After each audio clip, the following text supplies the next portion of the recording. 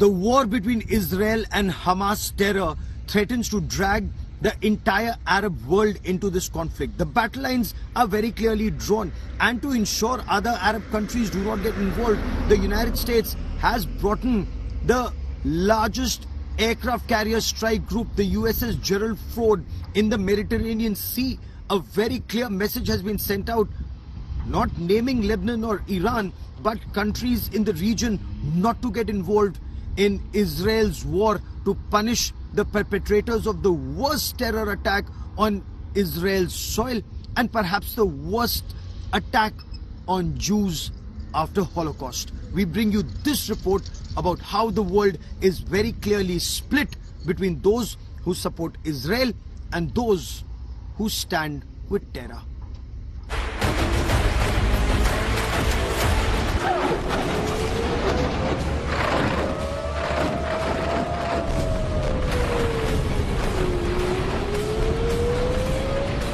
There's a war raging in Israel between Hamas and the Israel Defense Forces.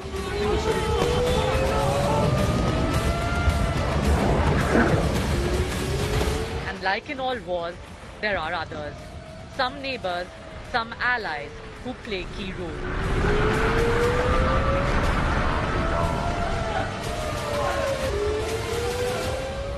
And some who try to act as mediators in this war, which has a potential of turning into a much larger conflict that can engulf the entire world.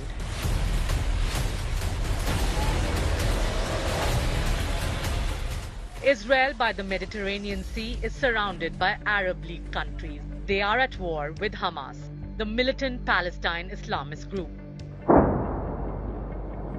Of the 22 Arab League countries, Lebanon's Hezbollah and Syria have already trained their guns at Israel as it started airstrikes on Palestinian ghetto of Gaza. In fact, within hours of Hamas attack on Israel on 7th October, Hezbollah supporters gathered at the Israel border.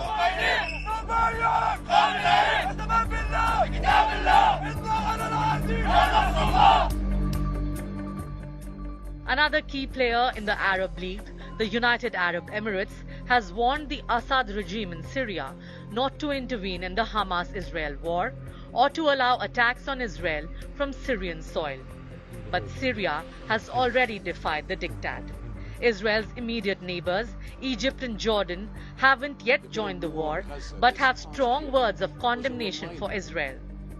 Jordan suggests a two-nation theory solution as proposed in the 1967 Accord, but doesn't hesitate to threaten to stand by Palestinians against Israel. وسيظل موقف الأردن ثابتا. Jordan's stance will remain steadfast, and we will not stray away from our role despite challenges in defending sacred Islamic and Christian venues in Jerusalem and protecting them under Hashemite custodianship.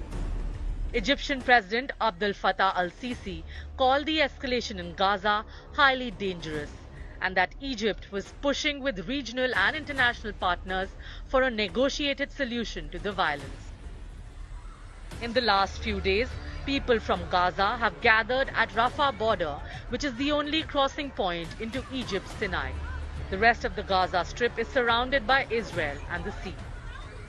A key player in the Middle East, Saudi Arabia, has been in talks with Israel about normalizing relations, as it also walked a fine line.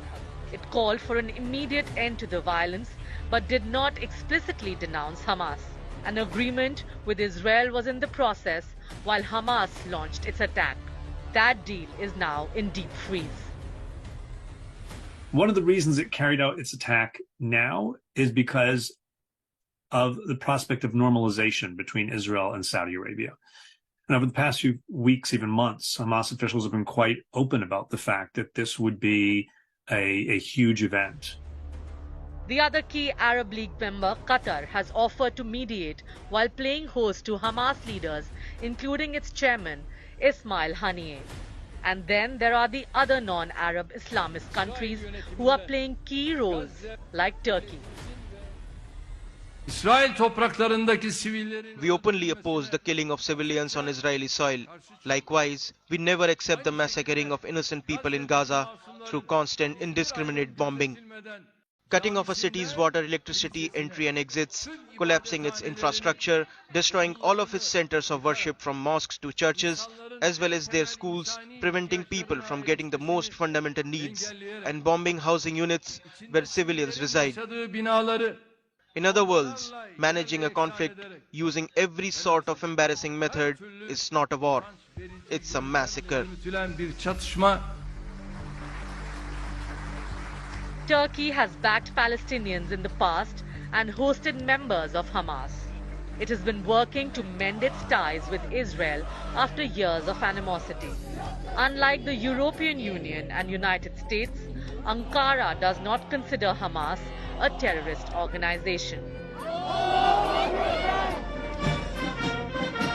And then there are the non-Arab states like Iran, who have been speaking up for Hamas from day one, but don't enjoy good relations with Saudi Arabia and some of the other Arab nations.